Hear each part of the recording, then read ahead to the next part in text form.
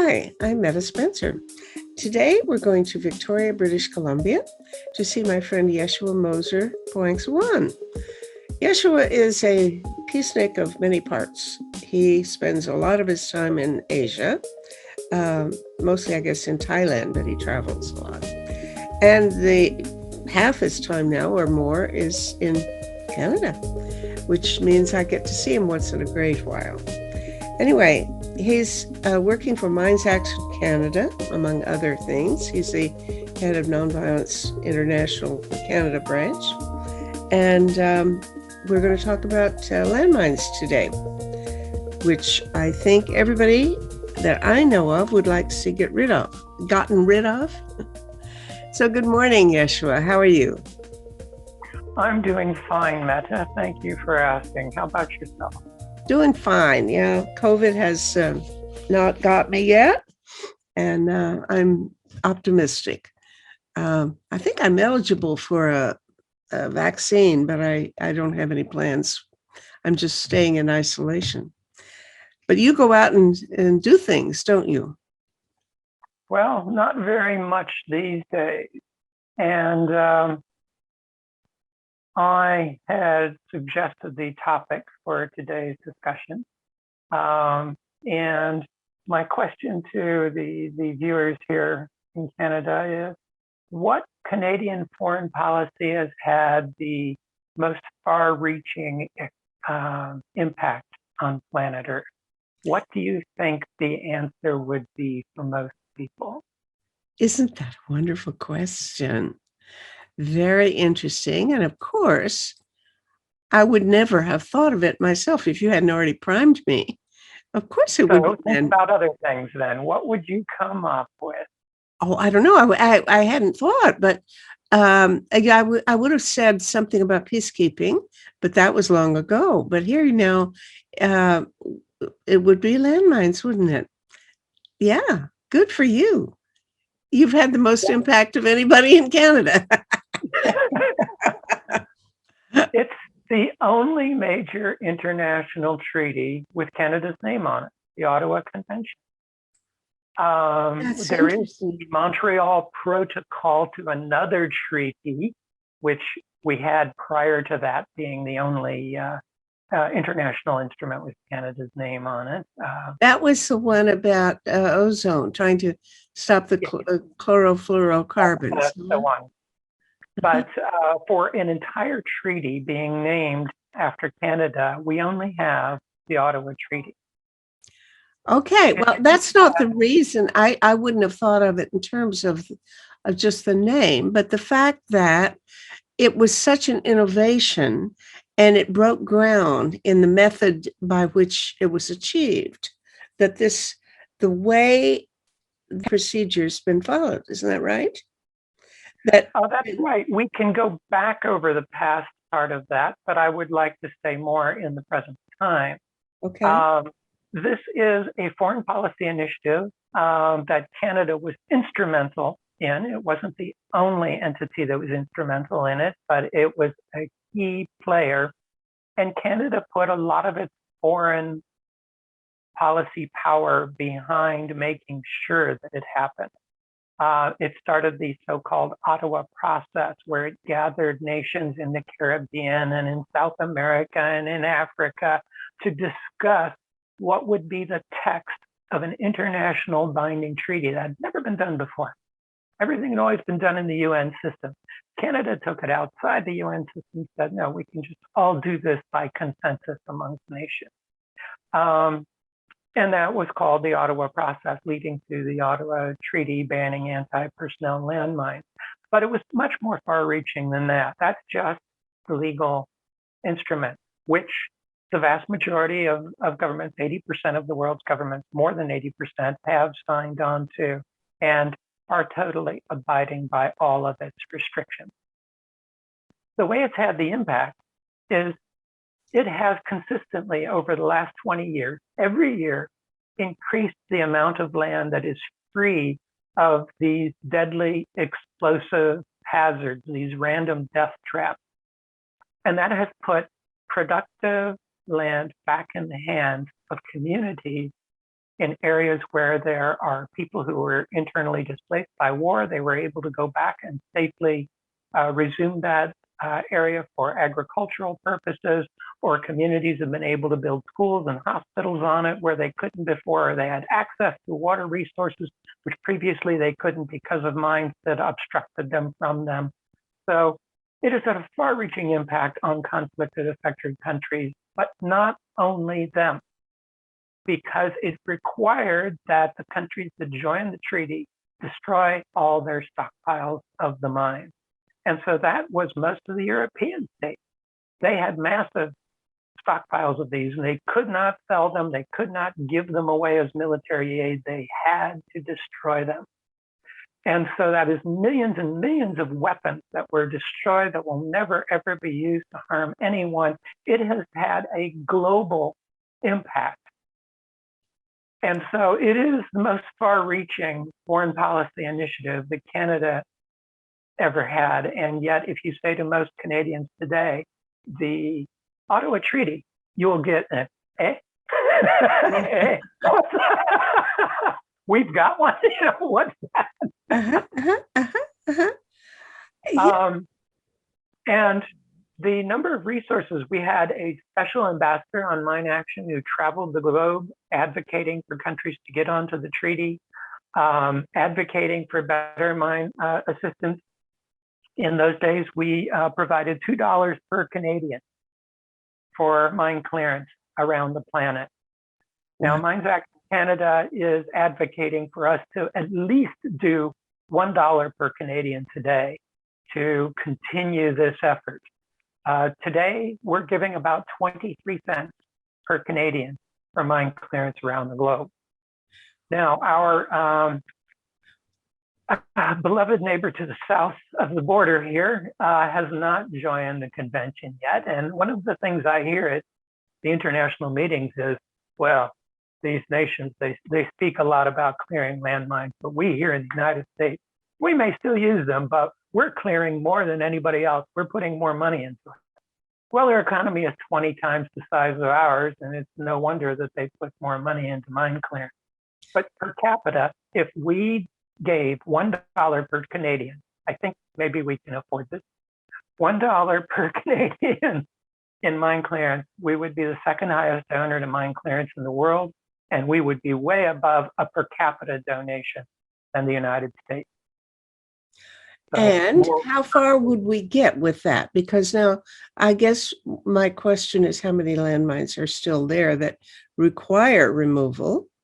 And where are they? And what are the politics of getting access to them to do the removal? There's a whole bunch of interesting questions that arise when you start talking about finishing the job. Well, there is a commitment by the states that are party to the Mine Ban Treaty, which is the vast majority of the world's government, to finish the job by 2025. And today, the UN Secretary General made public his statement for International Mine Action Day, which is this weekend, 4th of April. And in it, he encouraged the remaining countries that are outside the treaty to join, of course, but he also said, this is going to be the last decade we're going to deal with this problem. We need to get it done. And this has really been, up to this point, a global success story. It's kind of a good news story. And right now, when we turn on the news source that we might have, we get a huge stream of not very pleasant news most days. And yet the Ottawa Convention continues to be a good news story. Essentially, since it came into existence in 1997 in Ottawa, Canada, the number of victims has consistently dropped from anti-personnel mines globally.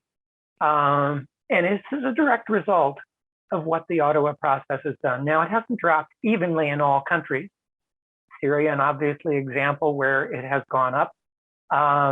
So there are some conflict countries where it might go up, but globally, the path continues to be down.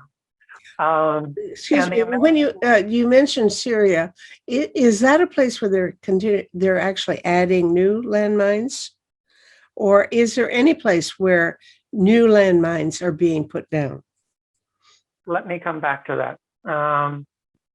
Because besides the number of victims going down, the number of countries joining the convention going up, and the amount of land cleared and being put back into safe, productive human use in rural and urban areas around the world, that's increasing every year. So these are all successes. These are all successes. And I'm answering your previous question as what are the politics of clearance of landmines?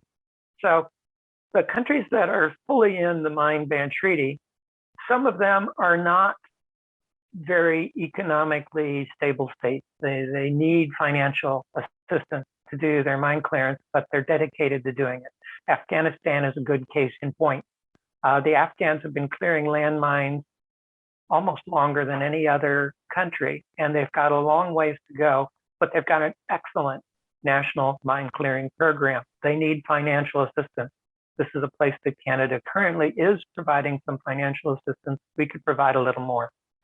Cambodia is another country, very professional mine removal program. They joined the treaty, one of the first ones. And there too, they could use some financial assistance.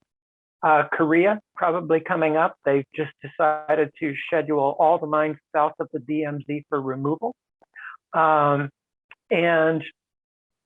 Korea is one that we could be assisting, and Mines Action Canada will be going through the archives of Canada with the blessings of the Canadian military to find any information on the placement of landmines during the Korean War by Canadian troops.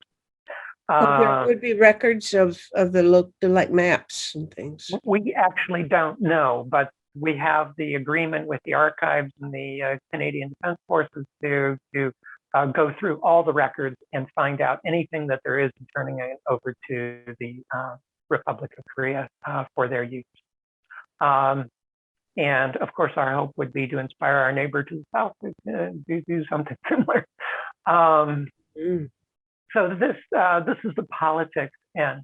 It's not possible everywhere. There are countries where mines are being laid today.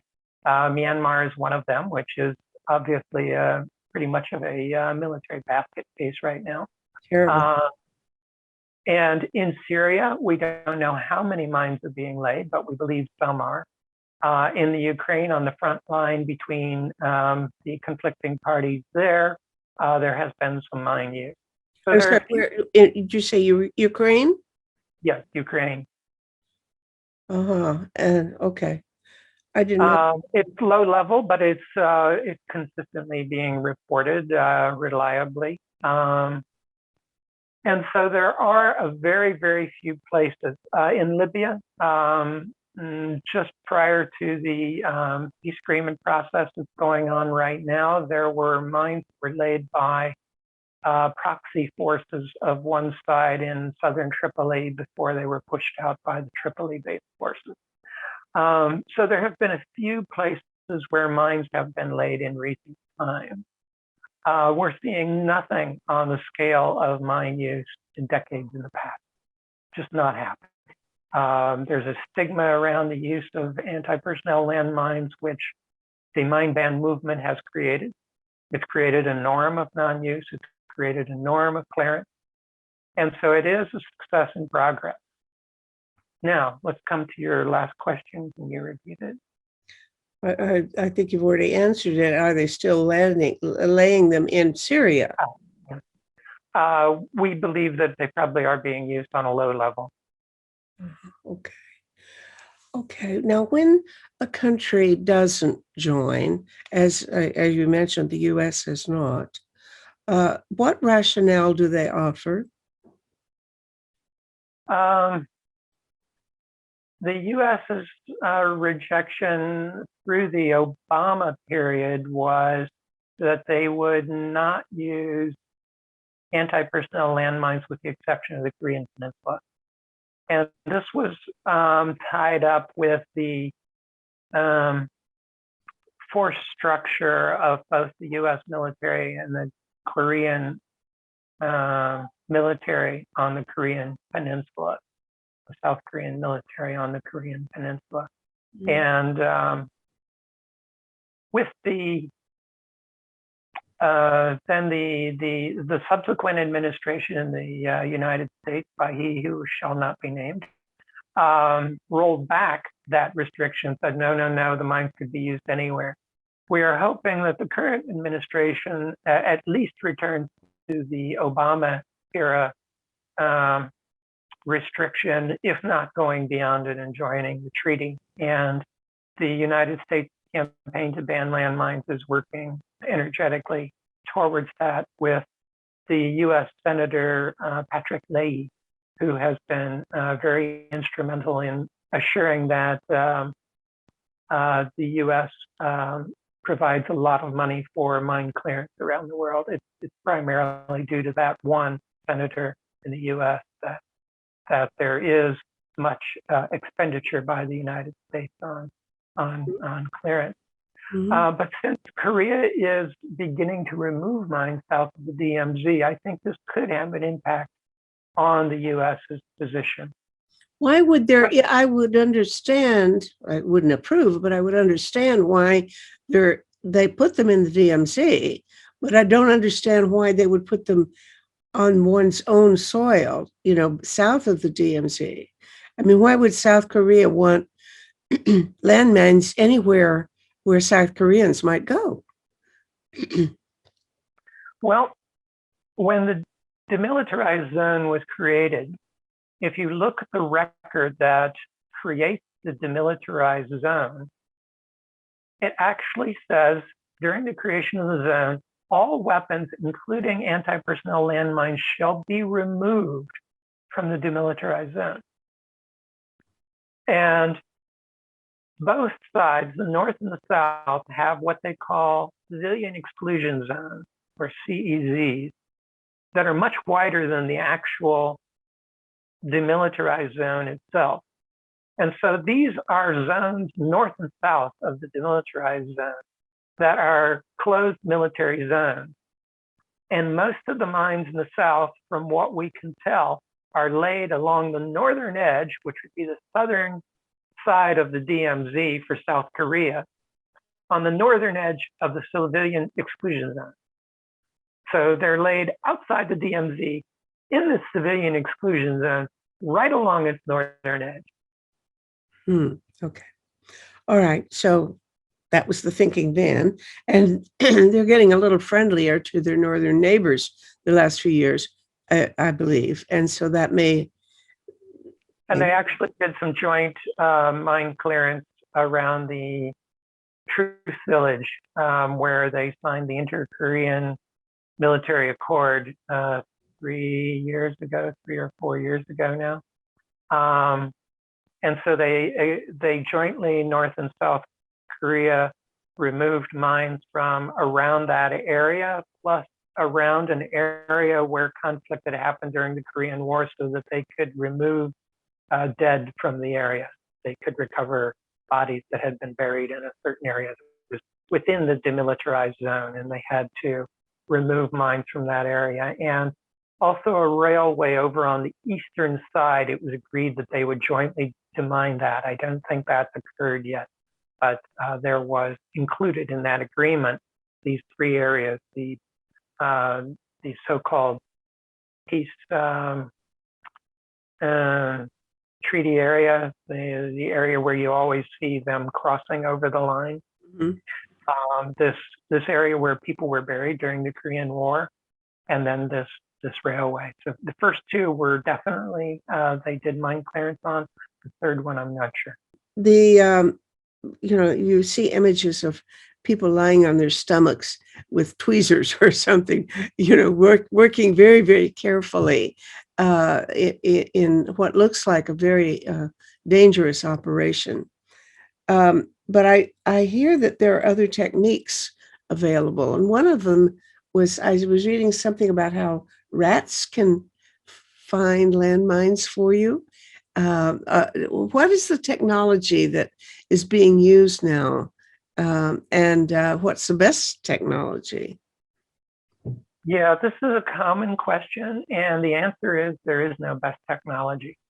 The best technology is the one that works for a given minefield. Minefields can be found in all types of geographic terrain. It can be sandy soils that are relatively open and dry. It can be swampy marshland. It can be forests. It can be fields. It can be anything. And then even within that, you will have a certain type of explosive hazard. And the first step for mine clearance is to do what's called a non-technical survey, which identifies what is the explosive threat that might be in that area. And when mine clearance is done, they don't just clear landmines, they clear anything that could be an explosive hazard that could endanger human beings. So if they saw a unexploded mortar or a rifle grenade over there, they wouldn't say, well, we're going to leave that there because it's not a landmine. No, they clear everything that's potentially a threat to human beings. And within most minefields, there will usually, or most mined areas, there will be one or maybe two types of landmines in most cases. There are a few cases where minefields have more than that, but usually it'll be one or two types. And when those types are identified, which you can probably find out from the conflict history of that area, two combatant forces were in there, the one used this type of mine, the other one used that type of mine, then you know what the metallic signature of that mine will be, because each one will have a certain amount of metal in it. It may have very little metal, or it may have a lot of metal, but it'll have something. And the detectors that they use detect the signal of that amount of metal, because there's a lot of metal left over in battlefields. And if you just had a metal detector that just detected metal, it'd be going ping all the time. So to speed up clearance, they tune it to the signature of the amount of metal that is in a specific mine. So if you have two types of mines, they would put two signatures in there, and you would be using that. And that speeds up your ability to move through land and find where things may be. Now, what is this gadget it goes around sniffing from what? It's a metal detector. It's a machine, and yes, roll it over the ground or what? It looks like a donut, basically, on the end of a stick. Oh. And the donut has pickups in it that use magnetic radio frequency. And so it's looking for a certain amount of metal, a certain place, distance in the ground. There are different types of these metal detectors, and there is also some that are augmented by what they call ground penetrating radar. But at any rate, it's a set of electronics on the end of a stick, and you use it to go over the ground. In some cases, it may be very short. Depending on the type of manual clearance you're doing, you may be very low to the ground. And the reason why you would lay down and work in front of you is if a mine does explode, most of the blast is going to go over your head, where if you're standing up, it hits you straight in the chest. And so that's one of the reasons why you see people laying down. It'll be determined by the type of clearance that's going on in an area. Now, if the area is suitable for machinery, they can also use flails. This is like a giant rototiller that goes out in front, heavily armored. It can be used in some types of ground, like open agricultural fields. Obviously, it wouldn't be useful in a swamp. So if land is suitable to mechanical clearance, that is one option. There is also animal detection, where they use animals, either rats or dogs, to sniff out the outgassing of certain types of explosives. So mines will use a certain type of explosive. It will have a certain type of odor, and they can train animals. Rats and dogs are the only ones that they use at this point to sniff that type of odor. But if you have a minefield with 5 types of mines in it, the dog will lose its way. It'll just sit there and howl because it can't find these things. It's just overwhelmed. So again, you have to use the right tool for the right type of threat in a given area of ground. And that is determined by the initial survey. I see. And what works right in one minefield could kill you in the next. So you really have to put the right basket of techniques together to clear a given area. But using international mine action standards today, this is a very safe occupation. It's safer than being a firefighter in most Canadian major cities.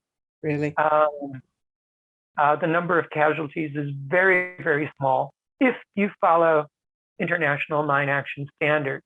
Now, when the clearance is done by the military, frequently they don't follow these standards and they tend to experience more casualties.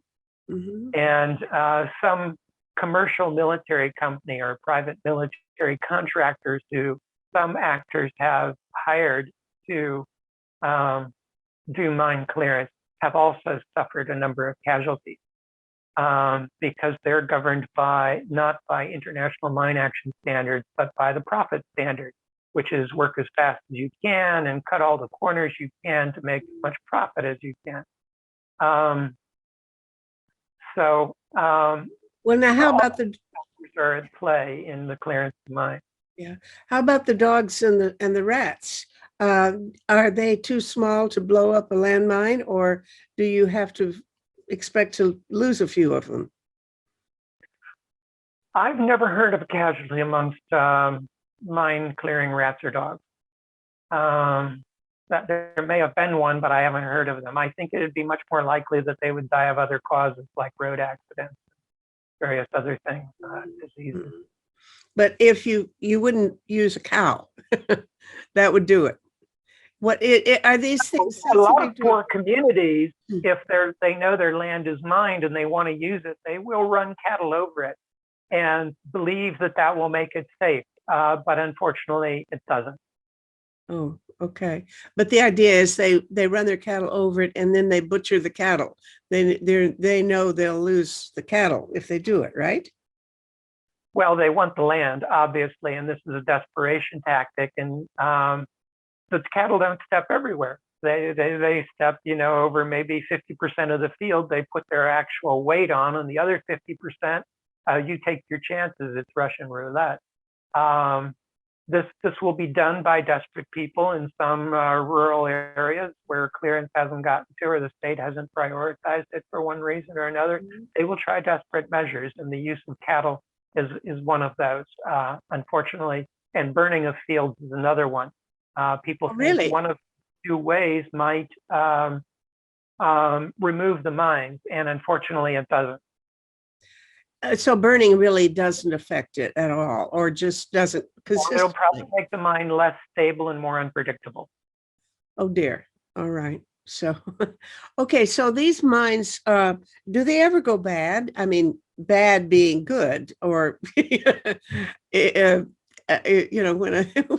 when a thing like that, you wish it would go bad, but reliably they don't, do they? Can they stay active for a generation or more? About 10 years ago, I was in a clearance area in Laos, PDR. And there, one of the mine clearance agencies showed me pictures of two bounding mines. These are incredibly dangerous mines. They have nearly invisible tripwires that go off of them. And when they explode, they jump out of the ground to about chest height and have a huge explosion, driving shrapnel in every direction. They're just incredibly dangerous. And they found two of them 100 meters apart. And one of them had completely rusted off. The detonator well was completely gone. It was absolutely inoperative. And the other one was in perfect working order. And they were both laid during the Vietnam War, the Indochina War. So they were about 40 years old. And the reason that the one was completely rotted out was it was in a little depression in the ground. And so moisture, of course, stayed there. And because of the intensity of moisture there, it rusted through. The other one was on a slightly higher area, and therefore it remained dry and it remained in perfect working order after 40 years. Well, if you were planning, just to let nature take its course and eventually all of these things would deteriorate and to be inoperable, I guess. How long would you have to wait? Depends on local terrain conditions and the particular construction of the mine, whether it had any particular weak point. Almost every major manufacturer made a plastic mine, and plastic does not degrade very rapidly in almost any environment. It's incredibly persistent. And most of the explosives used in them are highly stable. They are, in what they call in military parlance, very robust weapons. I see. Okay. Because I remember having read something about a World War I bomb. It wasn't a landmine, but someplace somebody found a bomb that had been planted or fallen during World War I, but would still have killed somebody if under certain conditions it would have gone off. So that can happen, I guess. Not on you don't expect that very often though, right? Well, World War II minefields in North Africa are still active. There are some that's still there now? Yes. And they are still dangerous? They still claim victims on the Egyptian-Libyan border, yes. When a country signs a landmine treaty, what is it they agree to do? I can imagine, of course, they're not going to make any more of them. They're going to destroy the ones they have. But they're making a commitment to remove the landmines on their own territory, if there are any there, or are they responsible for removing landmines that their country has laid in other people's territory? Is there any agreement about who's going to be responsible for removal? The treaty is comprehensive. So it is not only removing landmines from the face of the planet, it's removing landmines and all their effects from the face of the planet. So let's go through them one by one. There's the first prohibitions, which is no use, no stockpiling, no production, no trade. So they cannot trade, they cannot transit their territory, they cannot produce the mine, they cannot produce components for somebody else to use in landmines, they can't use them under any circumstances, even as part of a military coalition. So it's comprehensive ban on use, production, stockpiling, and trade. Over and above that, then there is the requirement to remove all mines from the territory of the joining state within a 10-year period of time. And then there is the obligation for international cooperation and assistance. And this is financial cooperation with other states which are party to the convention to help them remove their landmines. This is done on a case-by-case basis. So Afghanistan, which is a party, can ask Canada, which is a party, to assist it in its clearance efforts, which it has done, and Canada is doing that. There's nothing in the treaty that says Canada must help Afghanistan. It's all cooperation and assistance. Mm-hmm. And the same is true with victim assistance. Cooperation and assistance also includes assisting the victims of anti-personnel mines, those people who were injured but not killed by anti-personnel landmines. This victim assistance element is much more developed in the later sister convention on cluster munitions, where we expanded the definition of victims to the families of people who were either injured or killed by the device.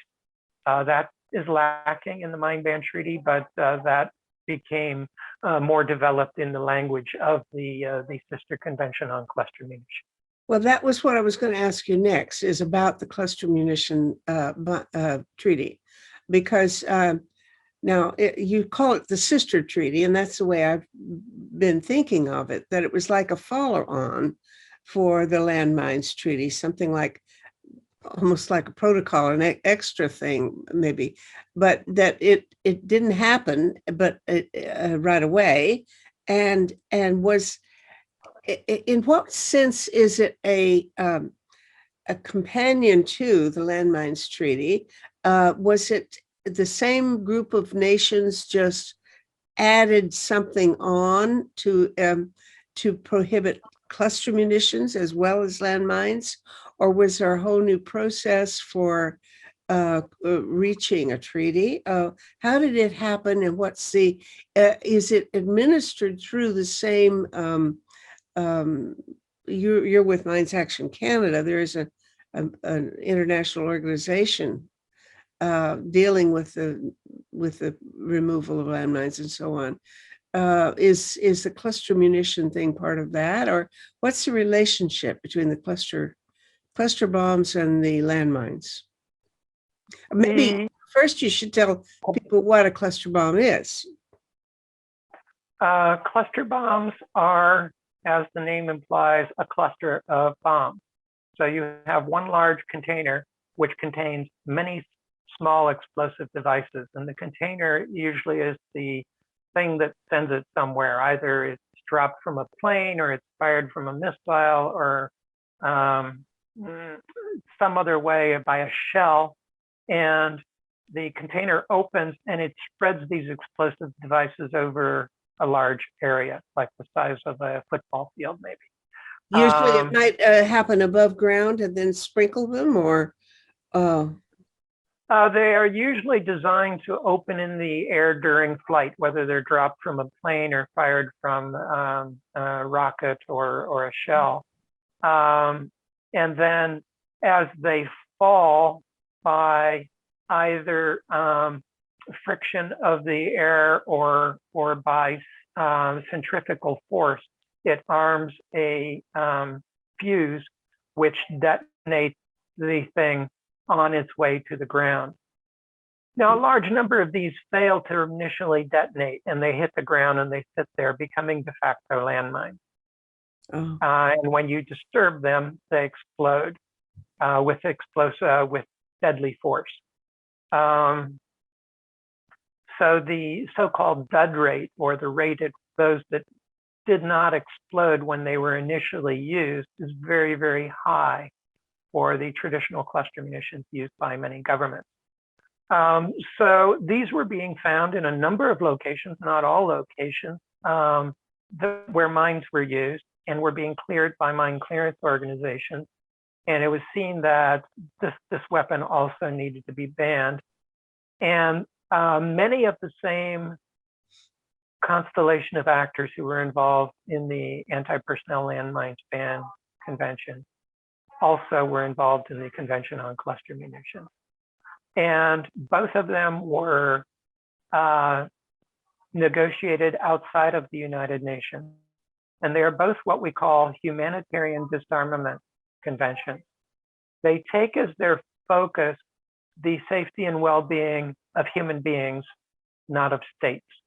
So traditional disarmament measures negotiated in the United Nations are negotiated between states with a state-based thing. We states want to secure our state.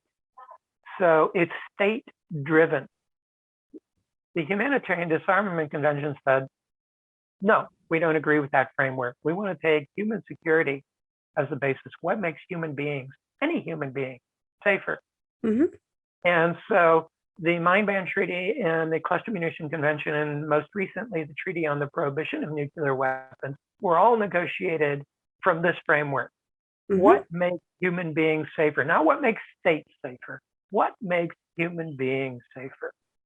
And what a refreshing idea. So humanitarian disarmament really is the only disarmament measure that is moving forward right now in the world. The state-based framework is kind of frozen in time. Nobody wants to move. The UN disarmament measures just are not moving forward. The only ones really moving forward are the humanitarian disarmament processes, such as the current one for killer robots, which is trying to bring about a comprehensive treaty to ban lethal autonomous weapons system, the marriage of artificial intelligence and robotics with weapons, and a few other processes as well. The Convention on Cluster Munitions comes from this humanitarian disarmament framework, and so it's a sister convention in that way. It's in the humanitarian disarmament family, and it comprehensively bans the use, production, and stockpiling, trade, transit, or even investment in cluster munitions. So there was a special law passed by the Parliament of Canada to outlaw any investment in cluster munitions in Canada. Nobody can do it. People can still invest in the manufacture of nuclear weapons, which they do in Canada, I'm sad to say, but especially the Canadian Pension Fund, which has $500 million right now invested in nuclear weapons producers, even though the foreign policy position of Canada has never been to promote nuclear weapons. Yeshua, you just wandered into a topic. Wow, that is one we've got to cover. You know, maybe not today, but that is news to me. I didn't know about that pension fund thing. That is very important. But let's stay on our topic today. Well, yeah, a little icing on the cake there. But now, when you talk about the it's not for the protection of the state, but for human beings. It's such a wonderful notion. But it's states that sign the thing, right? So why, if it's states that actually get to the point of, and they do, they sign the treaty, why is it they can't negotiate the treaty? Why is it necessary to do? They negotiate it. They negotiate it, but they, in the case of the Mine Ban Treaty and the Cluster Munitions Convention, they were negotiated outside of the United Nations. Why? And I mean, I don't get what is the blockage? I know we have things like this thing in Switzerland where the negotiations are supposed to take place, but they've been frozen for like 40 years or something. Yeah. No movement. Why is it that they can't do it in the It's because of the consensus doctrine, isn't it? Because they have to have consensus. But what happens with this outside the treaty, outside the UN procedure, the Ottawa procedure, okay, that makes it possible? I'm just trying to find out, what new trick have you come up with that might make a lot more progress possible? Basically, getting out of the tyranny of consensus in the CD in Geneva, the sole disarmament, what they like to call the sole disarmament mechanism of the UN. Now, the Treaty on the Prohibition of Nuclear Weapons was done in the General Assembly because the General Assembly does not have consensus. It goes on majority vote. So it was negotiated within the UN system, but not within the CD, the Committee on Disarmament. So it was outside of the normal disarmament negotiation framework of the United Nations in the General Assembly. That was, of course, opposed by the Perm 5, but in the General Assembly, they don't have veto power. Right. They only have a vote. Okay, good. Now, I attended one of those open-ended working groups in Geneva, which was kind of the lead up to the treaty, TPNW. I mean, I don't think people knew what was going to happen at the point, but it was about 10, 12 years ago. But now something like an open-ended working group, and that is an institution that's used frequently, I gather, is not part of or accountable to the CD, right? And they don't have a consensus mechanism of decision making. Is that right? I don't know the answer to that question. Well, I was there watching, but I don't think there was a vote. Yeah, all the open-ended working groups I know of seem to originate in Geneva. So they're somewhere within that disarmament machinery, I think. And it's true that they don't operate on consensus, but they also don't have decision-making power. Right. They are appointed by the group. You go discuss it and bring back a report to us. And then it goes into the consensus machinery, where it never sees the light of day again.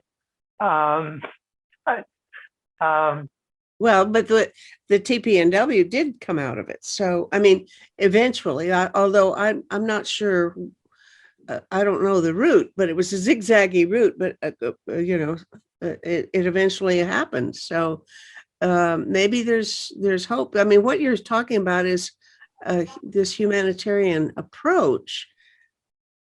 Is this people going in this direction for other things too? Can you foresee additional use of that mechanism outside the UN framework? oh yeah, there are several things going down that track right now. There is the movement called INU, the International Network on Explosive Weapons in populated or urban areas, which is where many of the casualties of war are occurring now, when highly explosive weapons are used in densely urban environments. Mhm. And they're negotiating right now outside of the UN framework from a humanitarian disarmament perspective, a political declaration on explosive weapons, which will have some negative and positive obligations within it for all states that sign up to it. It's not quite as tight as an international binding treaty, but again, it's something that governments sign up to and should not be seen as violating. So that movement is coming from a humanitarian framework. Of course, I mentioned already killer robots or lethal autonomous weapons coming from the humanitarian framework. And then there is the group that used to be known as Toxic Remnants of War and is now the Conflict and Environment Observatory. They're coming up with the draft principles on armed conflict in the environment. And this, again, is humanitarian disarmament process. They're all using slightly different tracks to get countries together to discuss this. Explosive weapons has been championed by Austria and Ireland, and they've been hosting meetings in their two countries, most of them virtual as of late, to discuss this. So it's governments that come together at the invitation of those governments to discuss the creation of these things. The draft principles on the conflict of the environment is going through the International Law Commission of the UN and will probably go to the General Assembly First Committee. The track that lethal autonomous weapons will take is not clear. It's been stuck in the CCW, the Convention on Conventional Weapons discussions, which is also under the tyranny of consensus in Geneva. And I think it's going to come out from that. It's going to be pulled out by non-governmental organizations and cooperative governments. These are the killer robot thing. You're talking about the killer robots. Yeah, the killer robots. So it's going to be pulled out of that, but I don't know which track it's going to go down because the movement is currently discussing that. Who is? The campaign to stop killer robots, plus some governments are discussing what is the best way to proceed, since it seems to be dying in the Geneva process right now. Oh dear. Well, that's really important, isn't it? We want to. You've been going to those meetings, and that we had one conversation about the killer robot meetings in the something on conventional weapons. Yeah, the Convention on Conventional Weapons. Yeah, it always struck me as such a strange idea that killer robots are conventional. Not in my terminology, but at any rate. So there's hope, but you would not say that this is necessarily an easy path. If you're saying that it's not able, you're not able to take it yet out of the UN framework, the killer robots. Is that a general caution that taking it through the Ottawa process would be more difficult than trying to start up some sort of disarmament process in the UN? Well, civil society groups have tended to work with states to try the state-based process first in the past. The international campaign to ban landmines, of which Mines Action Canada is the Canadian section of the international campaign, first tried getting an optional protocol that would comprehensively ban anti-personnel mines through the Convention on Conventional Weapons. The governments there negotiated an optional protocol on landmines that did not comprehensively ban weapons, just basically put a few fences around how you could use them, but you could still use them anywhere, anytime. And so that wasn't good enough. And then with the cooperation of the government of Canada, started the Oslo process. Mm-hmm. So first it tried it within the UN system. It got basically a phony mine ban treaty and went outside of the UN process to get a real one. The same thing was true with the cluster munition convention. They came up with a optional protocol 5 in the CCW, which did not ban cluster munitions, and kind of said, well, you know, somebody might be responsible if they put some explosive weapons in somebody else's territory. Well, that wasn't a comprehensive ban. It was basically allowing nations to buy their way out of using a weapon. And only certain governments would be able to afford to do that. So they went outside and got the Convention on Cluster Munitions. Interestingly, the CCW then tried to get a second protocol on cluster munitions, which would be weaker than the convention that we got, which would allow you 2 tracks. Well, you can go for a weaker convention or a stronger one. Which one are you going to choose? As a way of weakening and attacking the convention that we had just gotten. And we played the wrecker in that case. We managed to get a couple of states together to say, no, we're not going to cooperate with this, which destroyed consensus in their process and ended it with that, which left the United States and Russia and China walking away with tears on their faces. Poor guys, they were really disappointed. Oh boy. All right. You are a strategist, I gather, as well as an expert.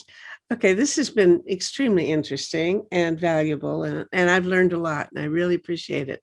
I thought I knew more than I did about these weapons and about the treaty. So it's a good thing that I got smartened up a little bit, and I hope some other people will too by watching this. Let's pass it around, okay? Okay, thank you so much for this, Yeshua, and you be well and have a great day, okay? Okay, stay safe and well, Meta. I'll try. You too. Bye-bye.